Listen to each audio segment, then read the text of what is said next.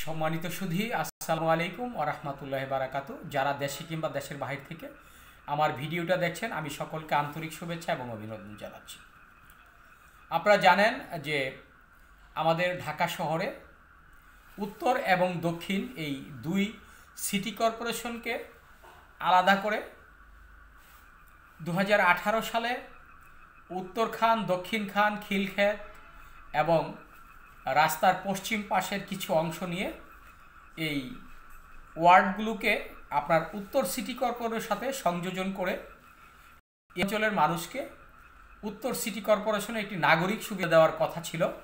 কিন্তু 2008 সাল থেকে শুরু করে এই পর্যন্ত উত্তর খান, দক্ষিণ খান এবং খিলক্ষেত এই অঞ্চলগুলো অর্থাৎ রেল লাইনের পূর্ব পাশে কোনো প্রকার উন্নয়নের কাজ করা হয়নি।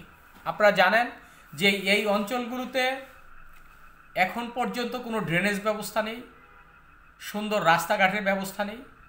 খিলক্ষেত থেকে শুরু করে আমাদের বিশেষ করে এই আপনার রেল লাইনের পূর্ব পাশে যেমন আপনাদের 3টি রাস্তা রয়েছে এই অঞ্চলে চলাচলের জন্য, সবচেয়ে সুন্দর 3টি রাস্তা। সেই রাস্তাটি হচ্ছে, প্রথম রাস্তাটি হচ্ছে আশকোনা হয়ে কাঁচকুড়া, আপনার কসাইবাড়ি হয়ে কাঁচকুড়া, কসাইবাড়ি হয়ে দক্ষিণ খান, তারপর কাঁচকুড়া এবং আজমপুর থেকে চামুর খান এবং আবদুল্লাপুর থেকে তেরমুখ ব্রিজ। এই যে 4টি রাস্তা, এই 4টির রাস্তা গত 3 বছর ধরে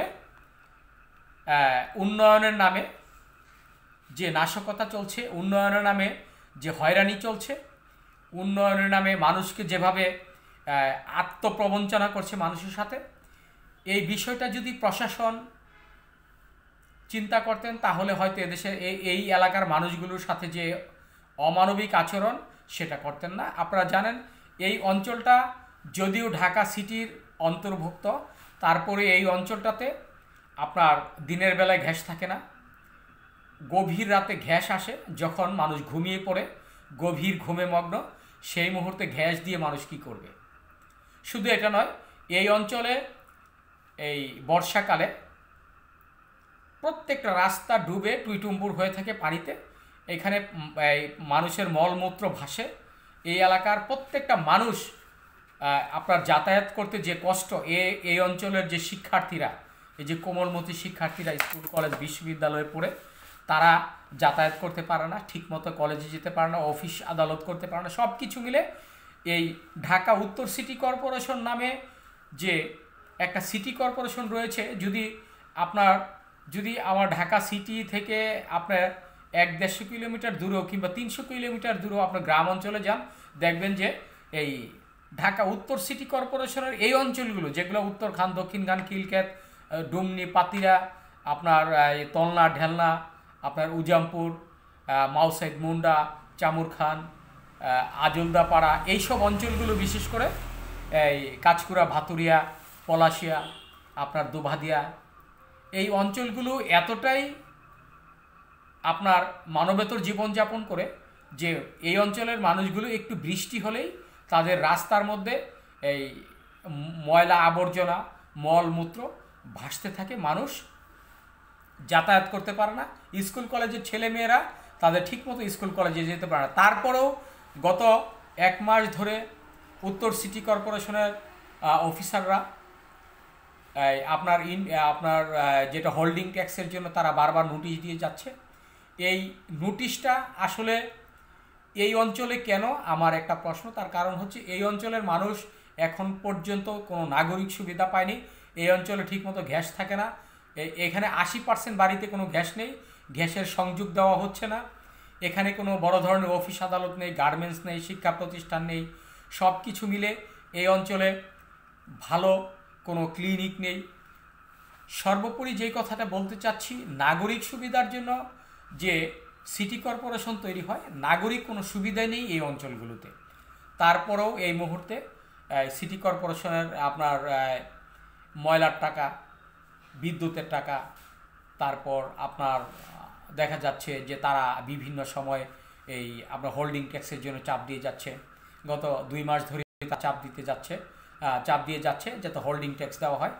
আমরা অনুরোধ করব যারা প্রশাসনে রয়েছে তাদেরকে আমাদের এই উত্তরখান, দক্ষিণখান, খিলক্ষেত, নামাপাড়া থেকে শুরু করে এই অঞ্চলটা যদি আপনারা একটু ঘুরে দেখেন, একটু পর্যবেক্ষণ করেন, তাহলে মনে হয় আপনার ভুলটা ভেঙে যাবে যে এই অঞ্চলটাতে নাগরিক সুবিধা বলতে কি আছে। এই অঞ্চলে কোনো ড্রেনেজ ব্যবস্থা নেই, এই অঞ্চলে কোনো পয় নিষ্কাশনের কোনো ব্যবস্থা নেই। এখানে যে আপনার অগ্নিসংযোগ হলে যে আপনার একটা গাড়ি এসে এই এলাকায় দ্রুতভাবে এই আগুন নিভাতে পারে, এরকম কোনো ব্যবস্থা নেই। কারণ প্রত্যেকটা রাস্তা ভেঙে চুরে এই কসাইবাড়ি থেকে আপনার কাঁচকুড়া পর্যন্ত প্রায় 2 বছর হচ্ছে, এখন পর্যন্ত রাস্তা কমপ্লিট হয়নি। তারপর আজমপুর থেকে চামুরখান, তারপর আপনার এই উত্তরখানের প্রত্যেকটা রাস্তা, আবদুল্লাপুর থেকে আপনার করাইয়াটি পর্যন্ত, অর্থাৎ যেটাকে বলা হয় তেরমুখ, এই সব কিছু মিলে এই অঞ্চলটাতে যে একটা এই অন্তর্বর্তীকালীন সরকার নয়, সাবেক যে সরকার, তাদের যে অনীহা ছিল, তারা বারবার কথা দেওয়া সত্ত্বেও এখন এই পর্যন্ত আমাদের এই অঞ্চলগুলোতে কোনো উন্নয়নের ছোঁয়া লাগেনি। তারপরেও এদেশের মানুষকে কেন এখন এই আপনার হোল্ডিং ট্যাক্স দিতে হবে?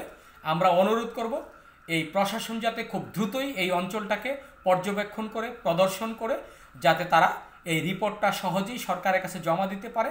এই অঞ্চলটার দিকে নজর রেখে এই অঞ্চলের যখন উন্নয়ন হবে তখনই এই এলাকার মানুষ এই হোল্ডিং ট্যাক্স দেবে। আমরা গত কয়েকদিন ধরেই আমরা যারা রিপোর্ট করি, যারা সাংবাদিকতা করি, আমরা দেখেছি যে আসলে মানুষের যে অনীহা এই সিটি কর্পোরেশনের উপরে, এটা আমরা খুব পর্যবেক্ষণ করে দেখেছি। আসলে এদেশের এই এলাকার মানুষ কোনো নাগরিক সুবিধা না পেয়ে কেন ইনকাম ট্যাক্স দিবে, কেন ভ্যাট দিবে, কেন এই হোল্ডিং ট্যাক্স দিবে? এটা শুধু আমার কথা নয়, এটা অত্র এলাকার সবার কথা যে এই অঞ্চলটাকে তারা হোল্ডিং ট্যাক্স দিতে প্রস্তুত না। আমরা অনুরোধ করব।